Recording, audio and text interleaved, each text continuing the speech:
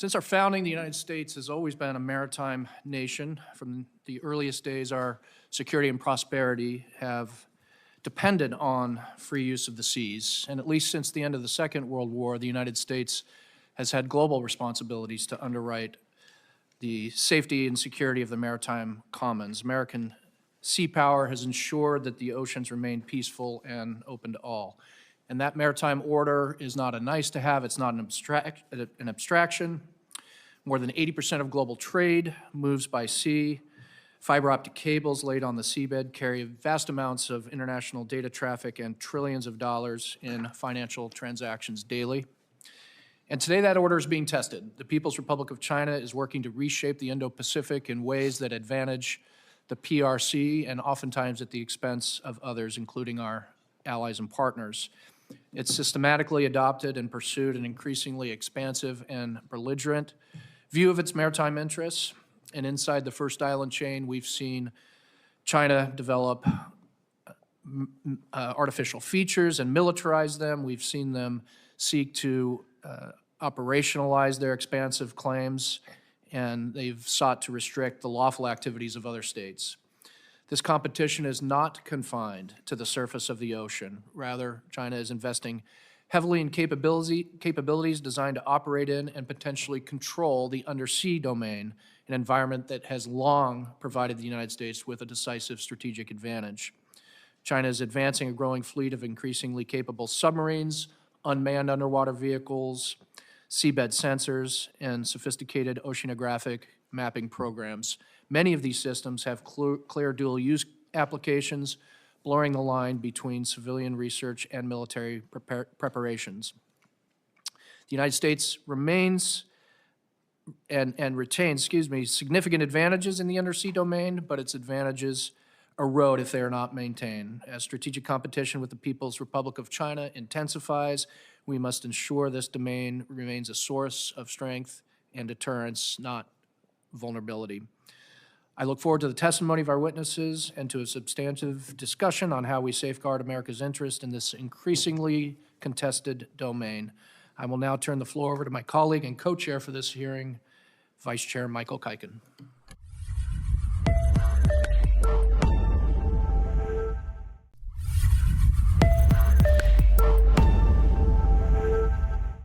There's a book by Russell Shorto called The Island at the Center of the World. It tells the story of how 4 centuries ago, Dutch settlers arrived at a wilderness island called Manhattan and built New Amsterdam, a free trading colony that would become New York City and eventually one of the most powerful places on earth. Manhattan was the island at the center of the world. Today, there's a different island at the center of the world, and it is Taiwan. Consider what is powering this hearing. The lights shining in our faces, the microphones in front of us, the cameras recording this testimony, all of them run on foundational semiconductors that almost certainly come from Taiwan.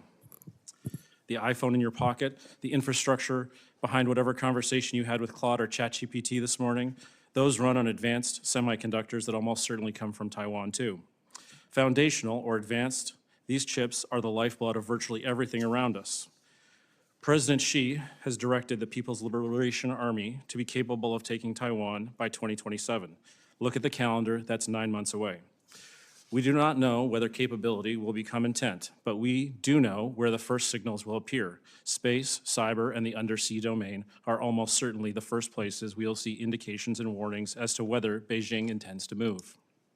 So today's hearing is in an important sense about Taiwan and about the undersea domain that surrounds it, connects it to the world, and defends it from adversaries. But this hearing is about more than military competition beneath the waves. The undersea domain matters in 3 critical ways, and our panels today will address each of them. First, it is a military domain. For more than 80 years, the United States has held an enduring advantage here. Our stealthy, nuclear-powered submarines provide a key pillar to deterrence. China understands this and is investing deliberately to narrow the gap. At a strategic level, Beijing has elevated the deep sea domain to stand alongside space and cyberspace as a national security priority. This is not rhetorical positioning. It is reflected in concrete capability deployment. President Xi has directed the PLA submarine force to become an elite service, signaling Beijing's intent to strengthen its sea-based deterrent And over the last 5 years, China has accelerated production of nuclear-powered submarines, launching 10 in the last 5 years compared to just 3 in the 5 years before that. China's efforts extend beyond traditional submarines. Drawing lessons from the war in Ukraine, Beijing is exploring how unmanned underwater systems could offset the U.S. advantages, particularly inside the first island chain. Last September, the PLA unveiled 2 new extra-large uncrewed underwater vehicles, adding to its asymmetric capabilities. Chinese researchers are also copying DARPA's UUV designs to develop a long-range armed reconnaissance capability. Second, it is an economic and communications domain, and this is part that most Americans never think about. Right now, roughly 600 fiber optic cables, each the width of a garden hose, sit on the ocean floor.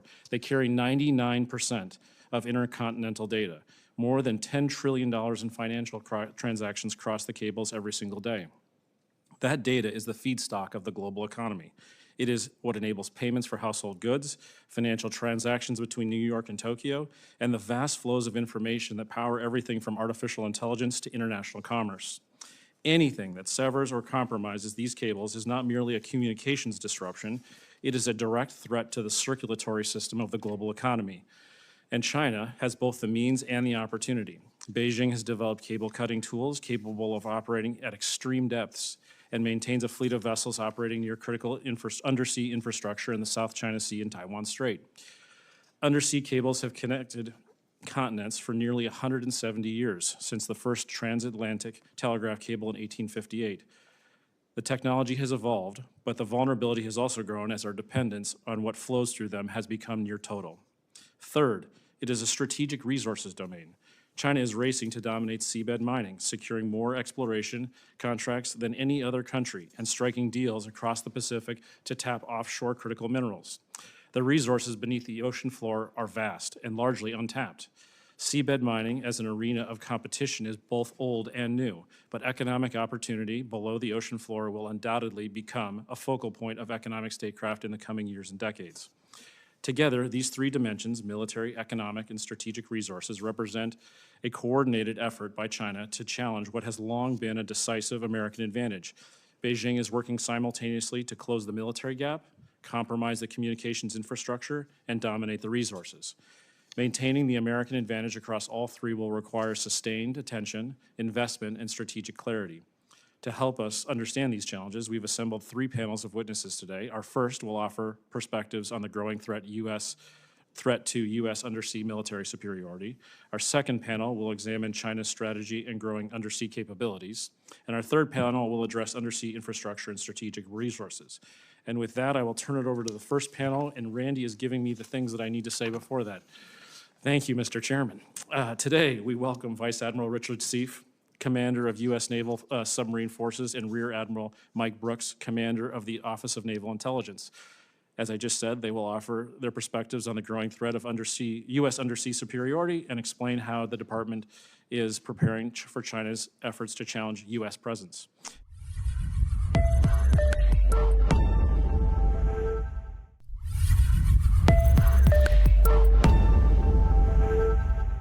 For decades, United States undersea forces have been a quiet, often unseen foundation of deterrence and wartime leverage, a force able to operate where other forces cannot, to persist where others cannot remain, to create doubt through stealth, speed, agility, and firepower, and to deliver decisive effects without warning.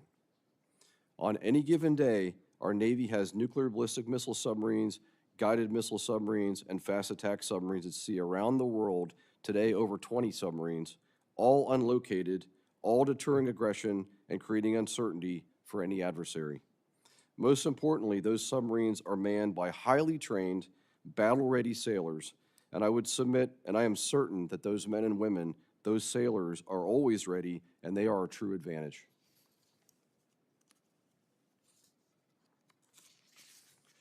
The undersea edge provides stability and has helped preserve a free and open regional order in the Indo-Pacific by complicating any adversary's plans for coercion or aggression.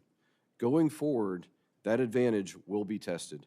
China is investing heavily in capabilities intended to reduce U.S. freedom of action in the Western Pacific.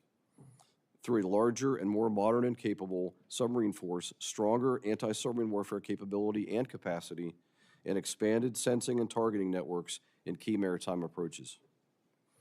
The undersea domain delivers 4 strategic benefits for the United States.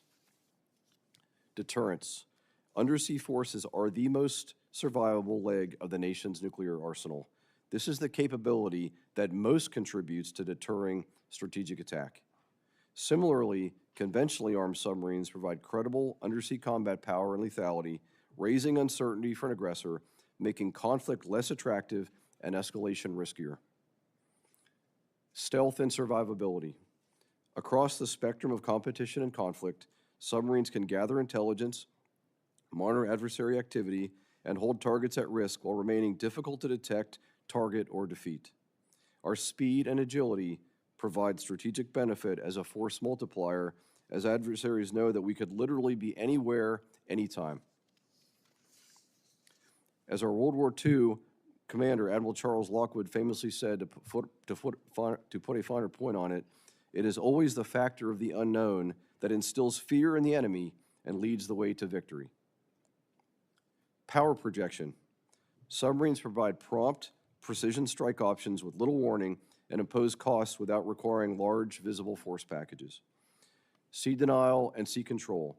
Undersea forces can threaten an adversary's surface ships, logistics, and maritime commerce, often at times and places of our choosing. And our endurance allows us to create that factor of unknown to carry out these missions for months at a time and anywhere in the world.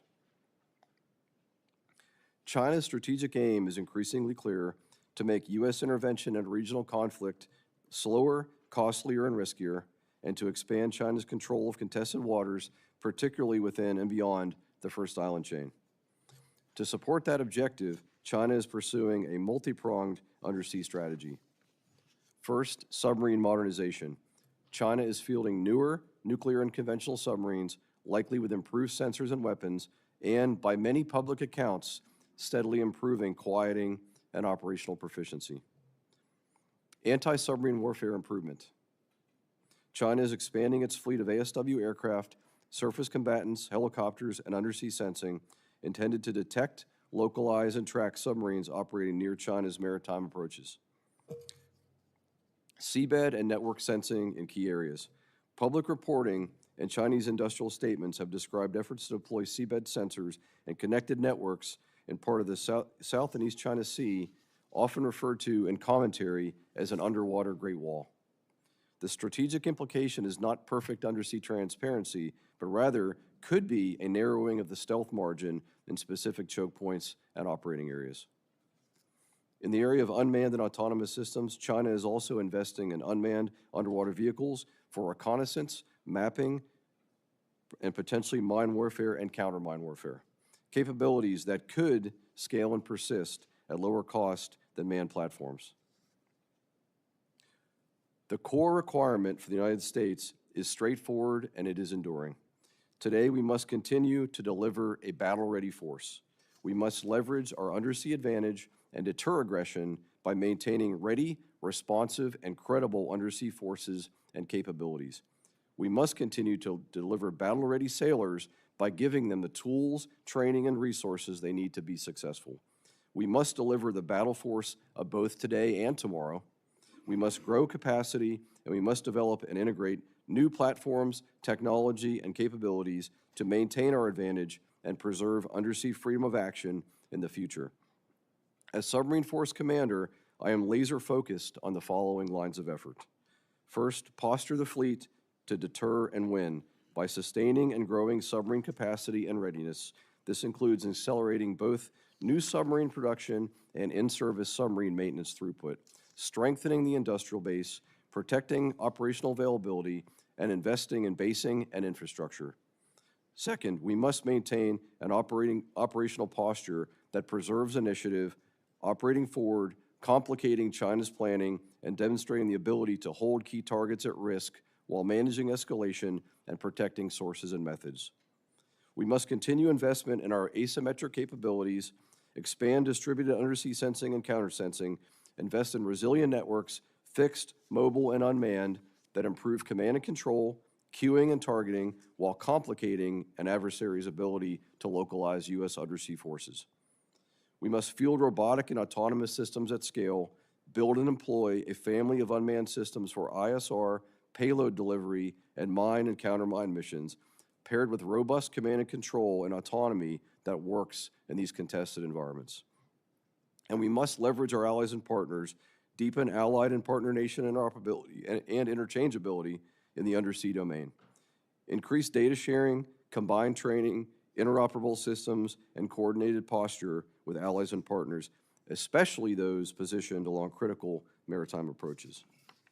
In closing, the undersea domain remains a decisive U.S. advantage, but our margin is being tested and it cannot be taken for granted. If we invest with urgency, build capacity, and integrate with our allies and partners, the United States can maintain credible deterrence and ensure the Indo-Pacific remains free and open.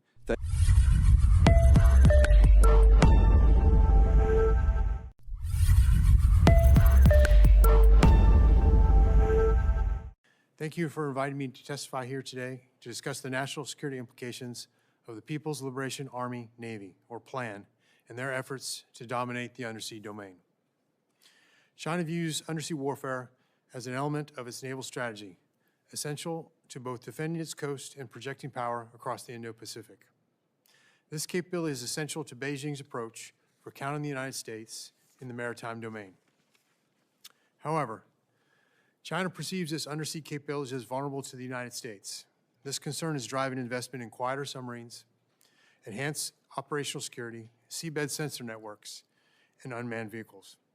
Further, the plan has embarked on an effort to build network capabilities in space, above the sea, on the sea, and under the sea, with all working in concert to create a comprehensive system designed to control key maritime areas and force an adversary to withdraw before they can threaten Chinese interests. China currently operates one of the world's largest submarine fleets with 60 submarines.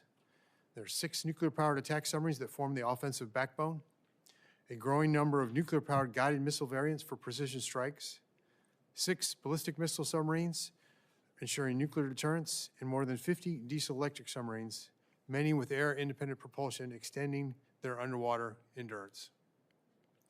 More striking than fleet size is China's domestic submarine production capacity. Through massive infrastructure investments at several of its primary shipyards, China has more than doubled its submarine construction capability, setting up for sustained submarine growth through the 2030s and beyond.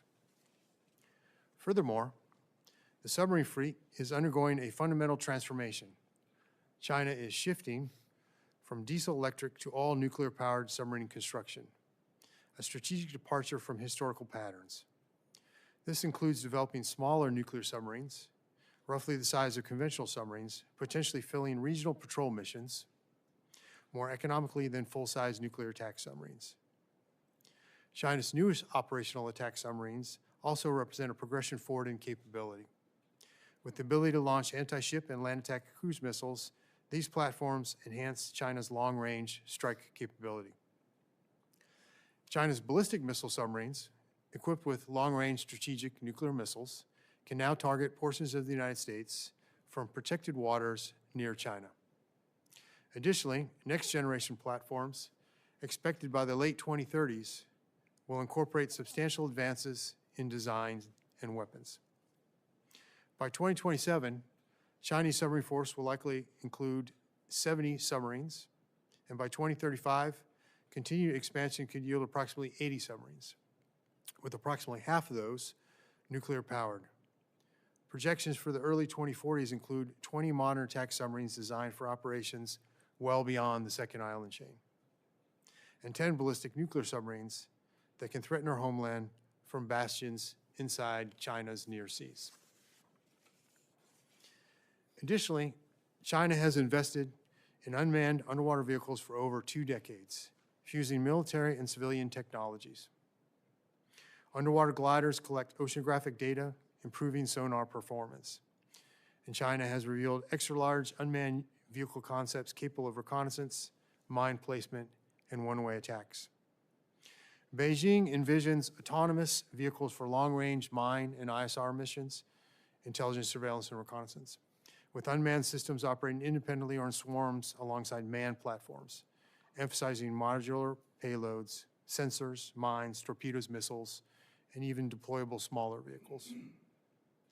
Central to China's strategy is what they call the Underwater Great Wall, a seabed sensor architecture monitoring submarine activity through fixed and floating platforms. These systems gather hydrographic and intelligence data to enhance China's understanding of the undersea domain. China has also made deep-sea mineral mining a national strategic priority. Chairman Xi Jinping has championed this effort, driving major investment in mining technology, targeting minerals essential for advanced batteries, electronics, and defense applications, areas where China already dominates terrestrial supply chains. In fact, China holds more exploration contracts from the International Seabed Authority than any other nation, 5 of the 22 mining permits. We are concerned that China's deep-sea mining operations could serve dual-use purposes. The data they're collecting from mapping the ocean floor directly supports submarine warfare capabilities. That is, they're learning the seafloor's topography, which helps with submarine navigation and concealment. They're gathering information about acoustic characteristics, which allows them to optimize their sonar systems. And they're identifying locations for anchoring systems, places where they could potentially deploy sensors or weapons platforms in the future. By 2040, China's undersea forces may credibly challenge U.S. undersea dominance, complicating crisis response and allied defense. China's deep-sea capabilities could threaten undersea cables and sensor networks critical for communications and military operations. Its push for deep-sea minerals could extend control of critical supply chains from land to sea. In closing, China is pursuing a unified approach linking strategy, naval modernization, seabed infrastructure, and resource extraction. We cannot assume U.S. undersea advantages will endure without sustained investment, innovation, and strategic focus.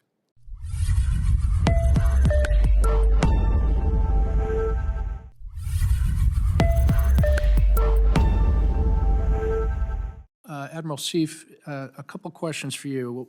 One, I really appreciate the recommendations you offered, very substantial, 6 recommendations. Some of these would involve more money, expenditures. So if you had to prioritize in a resource-constrained environment, where would you put investment? Or maybe these are in rank order. I don't think I heard you say that, but is there anything you want to sort of emphasize as something you think is particularly important and would be a resource priority?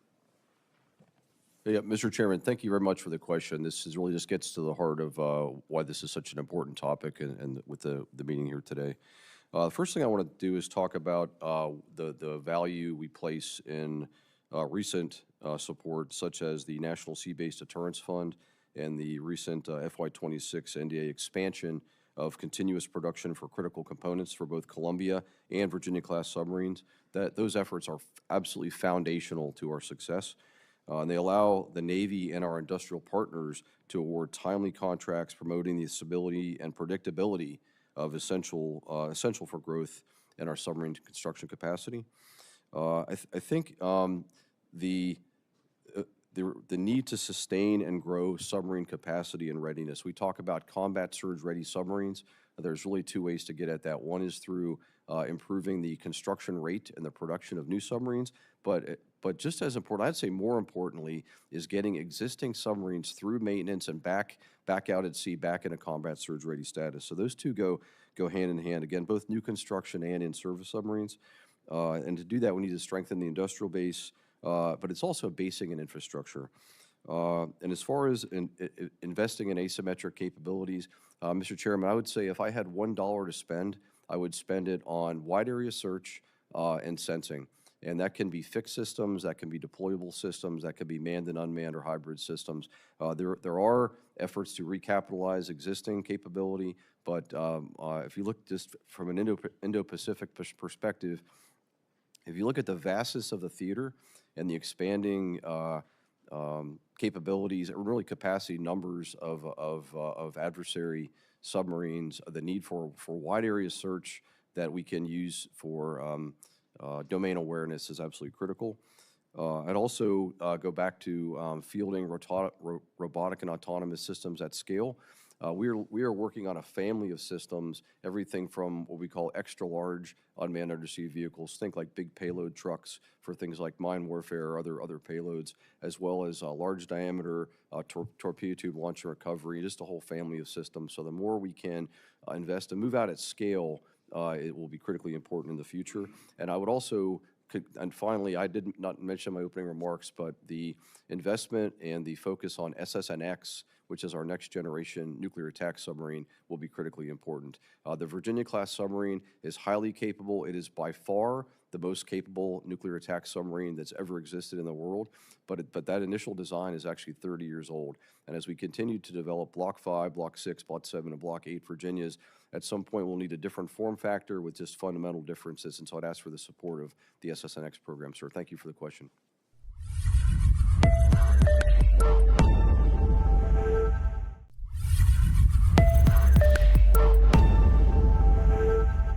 We were studying Soviet, Russian systems, and my recollection is the PLAN was a bit of an afterthought at the time, and things have changed very dramatically.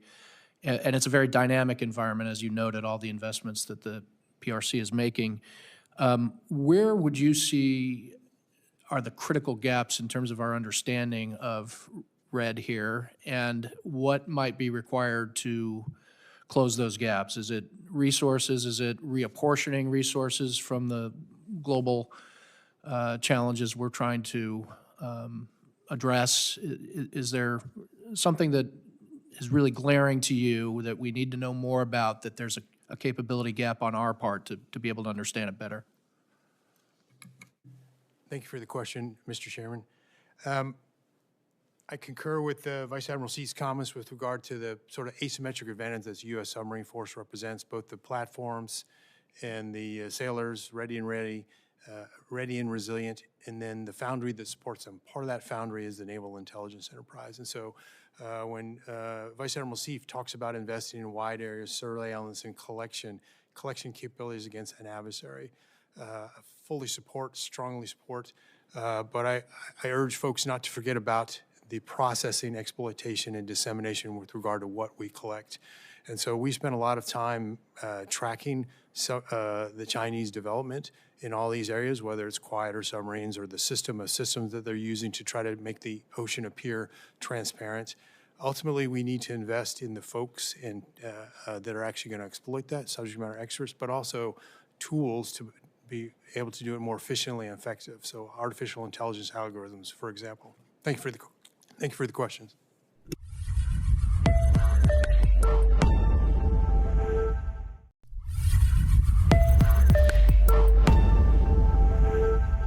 You know, what we see the Chinese do on a routine basis is they deploy sort of civilian vessels, research vessels, military vessels, and in theory, and sort of the way we've thought about this historically, is they operate in sort of separate and parallel lines of effort. But what we're starting to see, or what we really have seen China do over the last decade or so, is that these are actually truly integrated efforts. This is sort of one force, one fight. And so as we think about recommendations to Congress on countering this activity in the undersea domain especially, how should we think about that?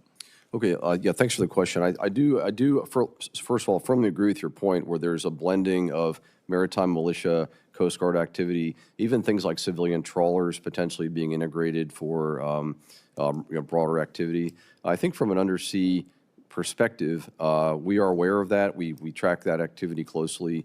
And as far as like a risk imposed, I do think that we, as a stealth force, we put tremendous value on our ability to avoid detection and to be, as we say in our community, always on scene but rarely seen. And so I do think that there could be a complication there where you're not quite sure the ambiguity of sort of different actors and activity. As far as concerns or how to manage, right now I would say that's a manageable concern. To Admiral Brooks's point about this underwater Great Wall, I think that's just another area where we have to continue to learn more about what the goals are and what the potential risks are. So thanks for the question. Mr. Vice Chairman, fully concur with the military-civilian fusion. Chinese have oceanographic research fleet of approximately 60 vessels. At least 80 or so have been identified as having direct ties to the PLAN.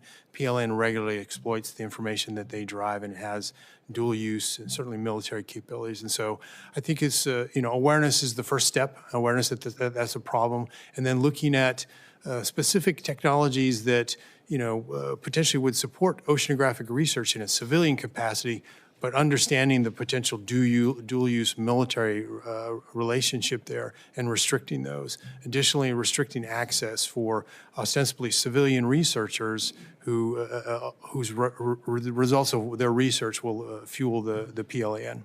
Thank you, sir. Thank you. There's a lot of coverage these days about lessons learned from Ukraine, particularly with respect to drones. How should we think about lessons learned from Ukraine and the Black Sea and apply that to sort of potential lessons for the Taiwan conflict and beyond? Again, to both of you, Vice Admiral Seif, if you want to go first, go ahead. So, sir, we view, we spend a lot of time thinking about what the future looks like. And if we talked about uncrewed vehicles, airborne or undersea or on the surface, I would say that future is here. And what we expect the future to look like is actually more of the same, sort of greater scope and scale with regard to what we're being asked to do in the uncrewed world.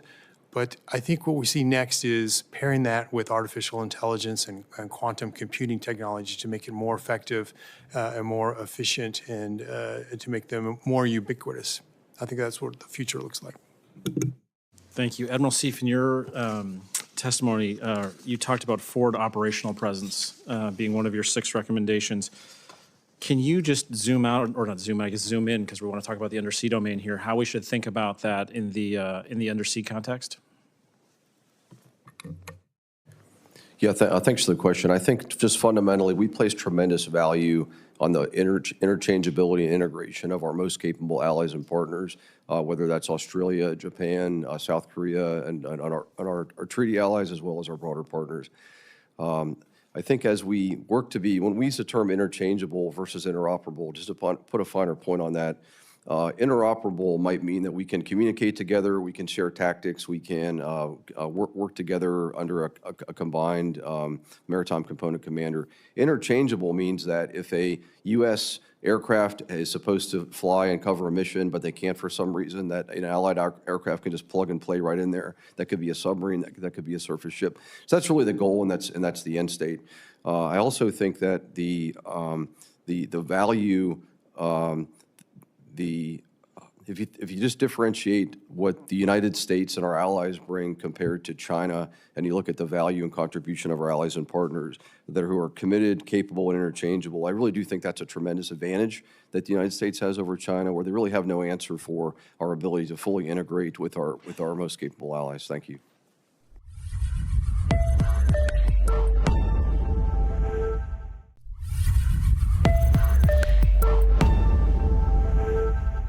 There's obviously a lot of interplay between China's commercial activity and its military activity.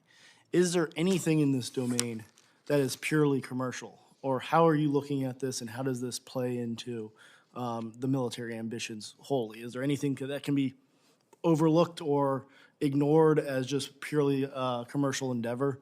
Or is this completely overlapping? Thank you for the question. Commissioner, I think China understands the value proposition of the U.S. submarine force and its asymmetric advantage in the undersea realm. China understands it is behind and is looking for every advantage to erode that lead that we have. So I think a short answer to your question would be no. There is nothing in the undersea realm that is simply solely commercial, certainly not from the Chinese perspective. When we talk about, we mentioned the oceanographic research vessels, ostensibly civilian research missions potentially, but they can be, China has identified the seabed as the next area for military competition. And so those oceanographic research vessels are looking for ways to protect their own infrastructure undersea, but also looking for ways to attack others, adversaries' infrastructure.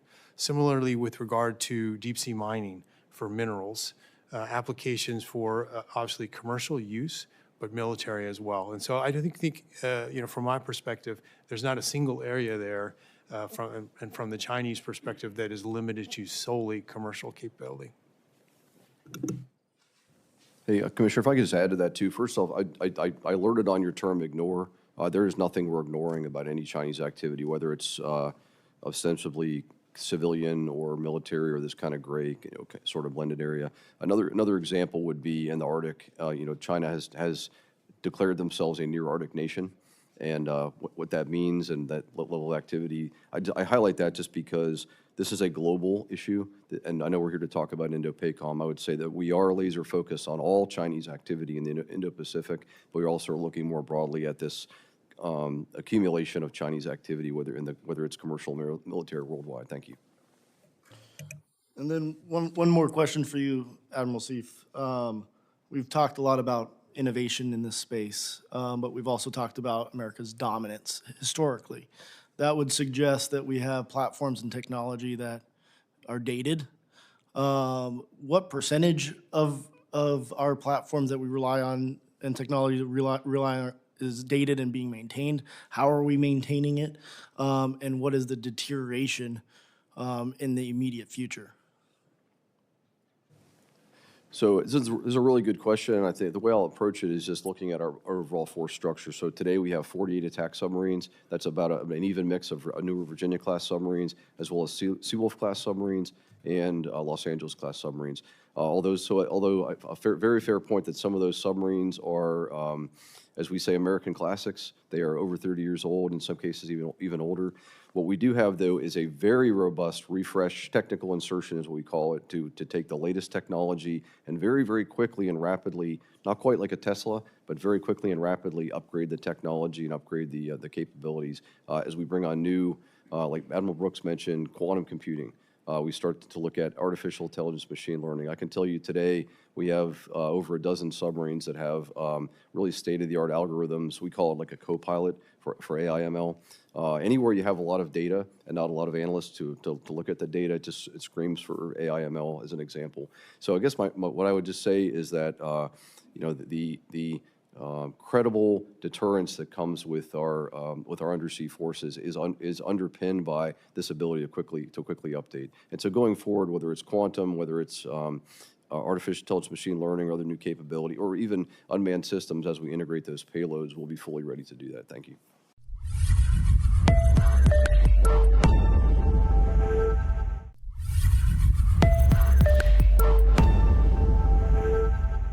As we're examining these undersea threats in the Indo-Pacific, beyond submarine capabilities, can you speak about the importance of maintaining forward deployment access?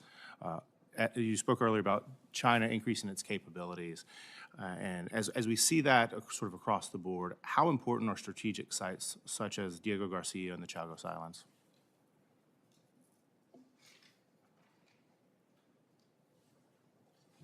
Yeah, thanks for the question. I'll take this one first, Alan Brooks. Again, our mission is to dominate the undersea and to deter aggression through our readiness for decisive victory in combat, and that really is our core business.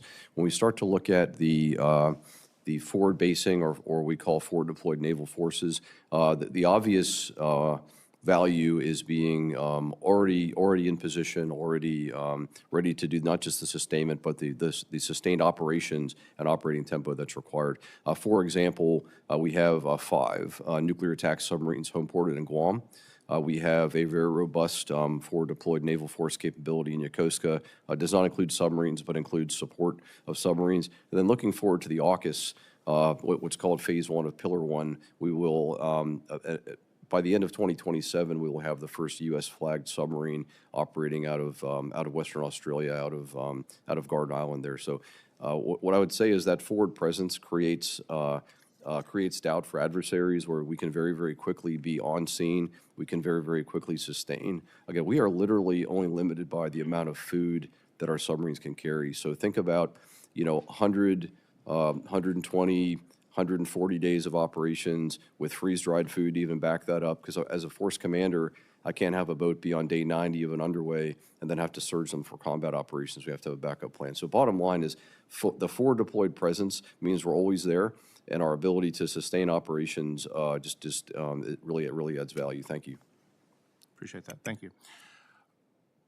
The vulnerability of undersea cables is increasingly important. The internet literally runs on undersea cables. While I agree with you completely, detection is important. I guess there's a little bit of ambiguity sort of over how do you protect, how do you repair, getting to sort of the Commissioner's earlier question. Can you walk us through a little bit what the military's current role is given the limitations in the CCP shadow activity? Either of you. So for undersea cables, one of the value propositions for the Office of Naval Intelligence is to provide indications and warning on adversary threats to key undersea infrastructure, and that's something we do. Additionally, with regard to commercial cable cuts, we're often asked to provide, ascribe attribution to how that potentially occurred. I will tell you, from my sense, cables are valuable and they're vulnerable, but networks themselves potentially can be resilient. So we talked a little bit about the valuable piece. 99% of all traffic goes undersea, $12 trillion in commerce on a daily basis, so definitely valuable. They are vulnerable. Most folks don't understand that cables are cut about 200 times a year, so approximately every 36 hours. Most folks don't understand that that happens, though, because service providers are paid to provide that service, and so they built redundancy into their networks, providing resiliency.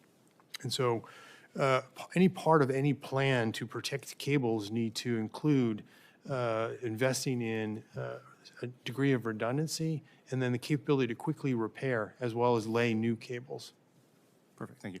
Last question, Admiral Brooks, you spoke about sort of the incorporation of tech and threats. Can you speak briefly about how you see the PLA leveraging and implementing AI into some of these upcoming sort of activities they have, the capabilities they have, and is the United States keeping pace with the implementation? So the People's Liberation Army Navy is interested in doing much of the same things we are. They are looking for, as we are looking for opportunities to stay ahead, they are looking for opportunities to catch up. And so hence the whole-scale investment in a family of undersea, unmanned undersea systems. And I think they view artificial intelligence and quantum computing much the same way as we do, as a shortcut to keeping up or catching up. Okay, thank you.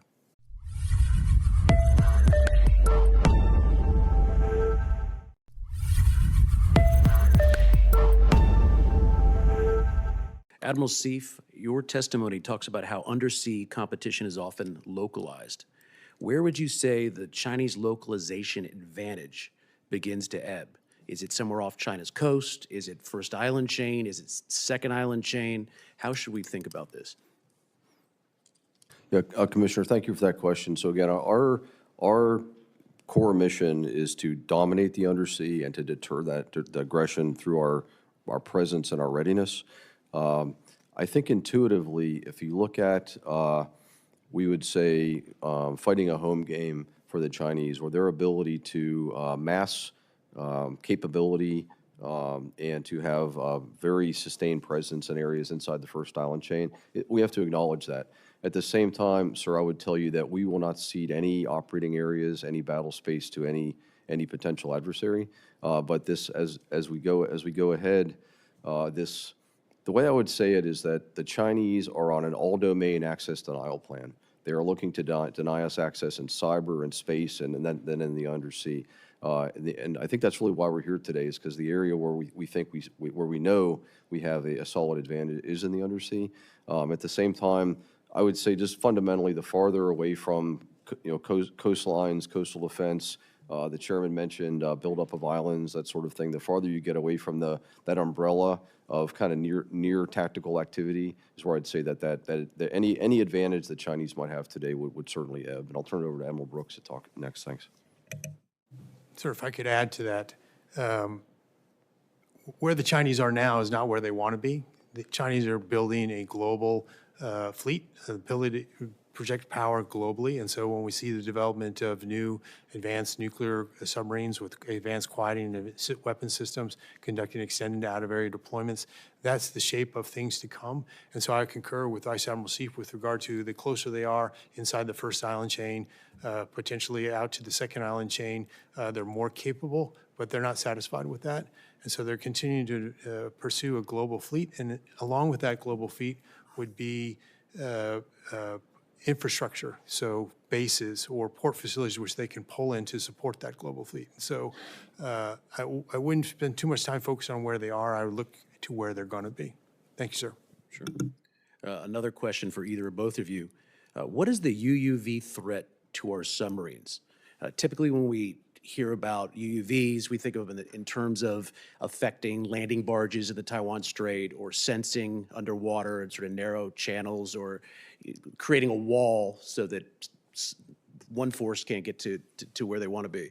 But what's the future point? Or how far are we away from these UUVs, either because of advances in technology or they're just flat out proliferation, where they become a true threat to our advanced submarines? So I'll start with the answer to that question. And so again, we talk about asymmetric advantage the U.S. submarine force presents. Chinese seeking to erode that advantage.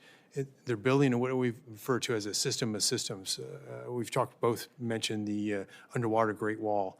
The concept of UUVs are multifaceted. So I'm an intel officer, I'm mostly interested in what they're going to, collection. So these UUVs are a part of the system of systems of collection to turn the ocean transparent so that they can detect U.S. submarines. But also UUVs have operational missions or roles, whether it's delivering mines or torpedoes or a one-way attack. And so in addition to making the ocean transparent, they want to be able to detect, track, and if necessary, engage adversary platforms. Thank you for the question, sir. Okay, so I'll, first of all, concur with everything Admiral Brooks just hit on. What I would say near term, any threat or any concern we would have about unmanned vehicles would be in the sensing domain, where wave gliders, things that might be able to, fielding things at scale, deployable systems might present a concern about fleeting detections of U.S. forces.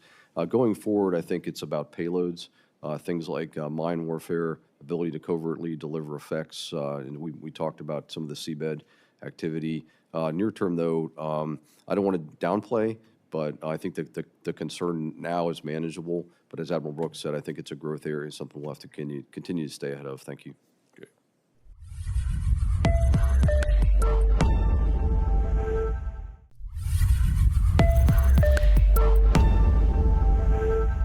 In your written testimony, you talk a bit about China's bilateral relationships, specifically related to seabed mining.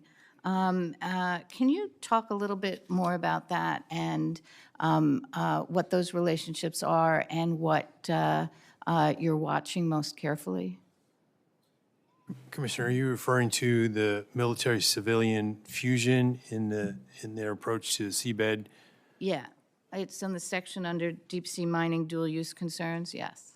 Yes, ma'am. So as I noted, China is pursuing military-civilian fusion both with technologies in the UUV family of unmanned underwater systems, but also with regard to taking advantage of any type of oceanographic research that is conducted in the undersea domain.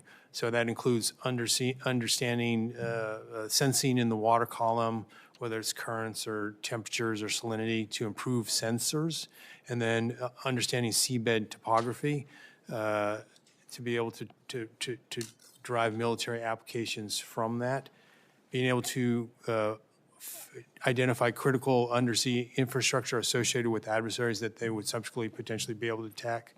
So that partnership between the military and the civilian is ingrained into essentially everything that they do. You particularly talked about the Cook Islands, Kiribati, just in terms of the security of the area. Can you expand on that? Yes, ma'am. So that gets a little bit to China is interested in doing deep-sea mineral exploration outside its EEZ and is working with other countries, other partners, to help them to be able to exploit mining in their EEZ. And essentially, it's an extension of the Belt and Road Initiative that they use where they use economic leverage to then subsequently gain political or military advantage. So ultimately, once they get the country hooked on their economic infrastructure advantages that they provide, they use that as leverage for political gains or to allow military access. And so that's a concern. Thank you. And Vice Admiral Seif, you talk about need to really rely on our allies, partners. You've mentioned it in response to several questions already. It's something, obviously, we put a lot of time and energy into. Is there areas where we need to expand? Yes, ma'am. Thanks for the question. Again, just to reiterate, we place tremendous value on the allies and partners and proven partners in maintaining a free and open Indo-Pacific. I think I'll just hit on AUKUS, to me, as a great example of burden sharing and what I think right looks like, where if we look at emerging technology, AUKUS Pillar 1 is nuclear-powered submarine technology, but AUKUS Pillar 2 is really everything else that can add value to our ability to fight together for both Australia and the UK. I think that this to me is a great model of going forward what we need to be focused on. We need to break down barriers about information sharing, about technology exchange. We have to really streamline any hindrance or any sort of slowdowns that we have there, because our allies and partners are very committed. They are very eager to fight with us, but we can't leave them behind. We can't, as Admiral Brooks is talking about, quantum, artificial intelligence, new emerging technology, unmanned systems is another one. We can't let ourselves get too outpaced or out of step with our allies. We have to maintain that ability to be interchangeable. And again, in the Australia example, we're fully integrated. We use the same heavyweight torpedo. We use the same fire control system.